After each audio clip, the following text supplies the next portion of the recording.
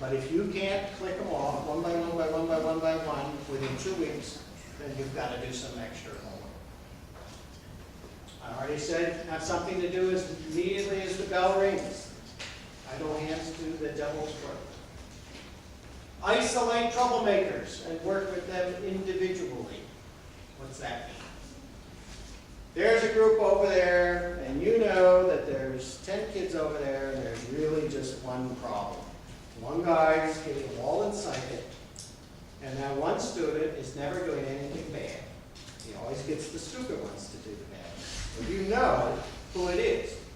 So the idea is you could go through all 10 of them and send them down to the office, and he's laughing because he got the dumb ones to take the punishment, and he's still safe, causing trouble again.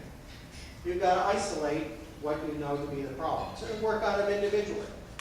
If you call in some of the troublemakers, if they don't have an audience, trust me, they'll talk to you differently than when they're in front of the group.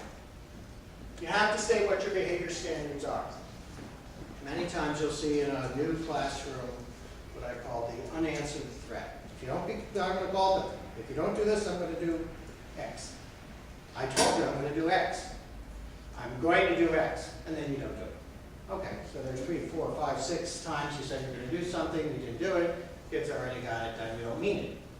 So whatever your standards are, you're going to have to make sure that you can sustain them over 180 school days of the year. It doesn't do good to start out tough and then let up and then try and reestablish control and ripping things off the walls.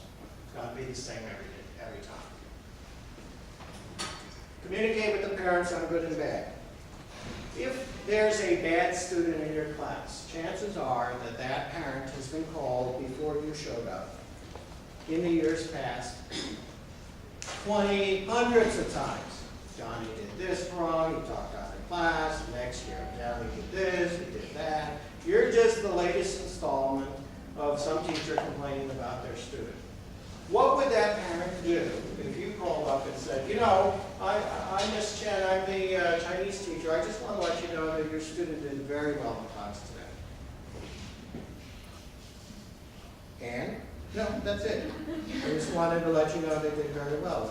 And I was so impressed, I really wanted him to, wanted you to know. Okay. Now, do you have a friend? You have 2. You have a parent, and you have a kid. And if that kid was one of the troublemakers, and you found out that they did something good, and you complimented them once, they may not be so bad the next time, because you're a decent person. Don't do these things. Don't say things you're not really going to do, just because they sound tough. I already talked about not losing your temper.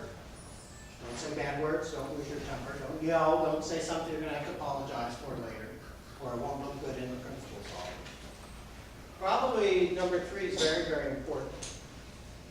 Don't try and humiliate a student in front of their friends. It doesn't matter what you're going to do, you can crush them, they are not going to get in.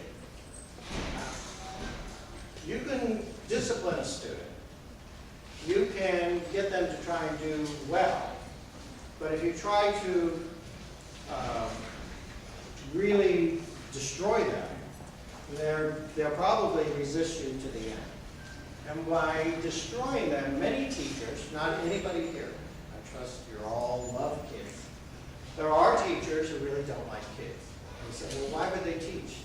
I don't know, but they do. They really don't like the kids. And the first thing that they do to establish control is to bring people down. To dampen the whole room so that the kids hate the class, but at least they're quiet. And if you do that, now how do you get them to learn? Well, you don't. They're not going to, because it's a price you pay. If you sit there and say, absolutely, I've got to control everything, and these people have to know who's boss, and I'm going to put one high heel through one eye, and the other one can see who's doing it. That's my philosophy, okay?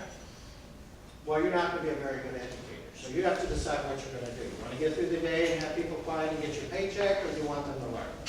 And that's really one of the fundamental questions you have to address. Don't criticize the student, criticize their behavior. You're a very bad person. I hate you. You criticize them. Talking is not good in this class. What am I criticizing? I'm not criticizing you, the individual, I'm criticizing what you're doing, the behavior of what you do. So don't put them down. Just talk about their behavior. This is very important. Don't put your hands on the students. You know, if you're in elementary school, the kids love to hug. You know, if you're a first grader and they come in and they want to hug you, you know,